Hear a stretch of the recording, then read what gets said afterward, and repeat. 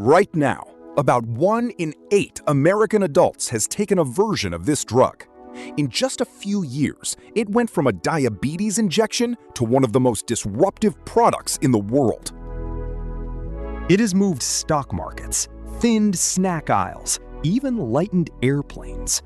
But the story of how it got here begins somewhere you would never expect.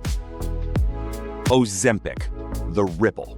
How one molecule reshaped appetite, medicine, and money. It begins with a lizard, the Gila monster, a venomous desert reptile that eats only a handful of times a year. In 1992, a researcher named John Eng at a veterans hospital in the Bronx was studying that venom. Inside it, he found a molecule, Exendin-4, that controlled blood sugar and lasted far longer in the body than anything our own gut produced. That molecule mimicked one of ours, GLP-1, a hormone released when we eat, telling the body to make insulin and the brain that we are full. Scientists had chased GLP-1 for years. In the human body, it breaks down in minutes. The lizard's version did not. So they copied the lizard. In 2005, it became Byetta, the first GLP-1 drug. Then Victoza in 2010. Each version lasted longer than the last. Then, in 2017, Novo Nordisk released semaglutide, branded Ozempic. One shot, once a week. To understand the chaos that followed, you have to understand what GLP-1 actually does.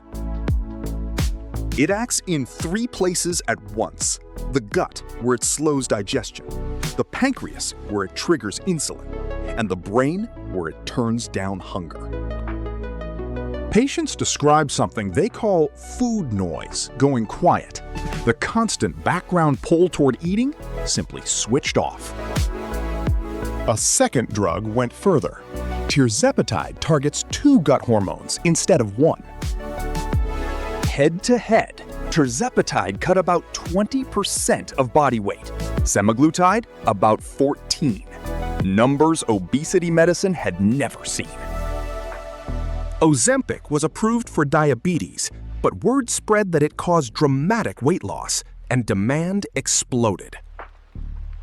In 2021, a higher dose was approved purely for obesity. Its name, Wegovy. Then Eli Lilly arrived, with Mounjaro and Zepbound. 2 giants, 1 gold rush. Demand outran supply. For nearly 3 years, the drugs ran short. By 2025, roughly 1 in 8 American adults had tried one. The money was staggering. Novo Nordisk, a Danish company, became the most valuable in all of Europe. At its peak, it was worth more than Denmark's entire economy. Lilly's 2 drugs alone sold over $36 billion in a single year. Then the spell broke. In 2025, Novo's stock fell by half, undercut by competition and cheaper copies. Even a gold rush has a ceiling. But the most fascinating part is not the drug itself. It is what happens to an economy when millions of people quietly start eating less. Walmart noticed first. Smaller grocery baskets. One study found GLP-1 households cut food spending about 5%. Snacks, far more. The food giants reacted fast. Nestle, PepsiCo, and Mondelez began rebuilding products around protein and portion size. Then, the strangest ripple of all. An analysis estimated that if passengers slimmed down, the 4 biggest U.S. airlines could save around $580 million a year in fuel. Alcohol softened too. GLP-1 users reported drinking up to 1/3 less. And weight loss surgery, for decades the main option, fell by nearly half. For all of that, the drug carries real costs and harder questions. At full price, it ran over $1,000 a month. And the moment you stop, the effect begins to fade. Insurers fought over who qualifies. Medicare was barred from covering it for weight alone. Abroad, the same drug cost a fraction of the US price. The body pays as well. Side effects are common, and a sizable share of the weight lost is muscle, not just fat.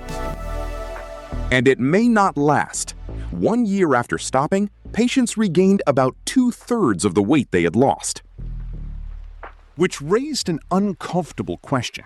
Is the effect a cure or a treatment the body never lets you cancel? Then the story turned again, because it stopped being only about weight.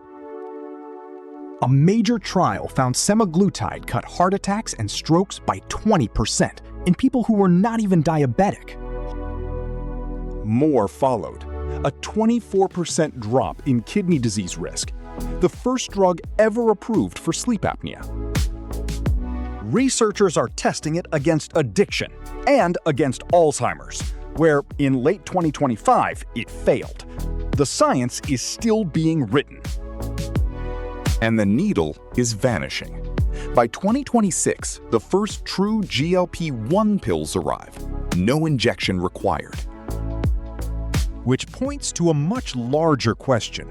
If tens of millions take a drug that reshapes appetite, what happens to a world built on selling us more? One bank estimated GLP-1 drugs could add up to $1 trillion to the US economy, and that more than 100 million Americans might one day take them. It started with a lizard that barely eats.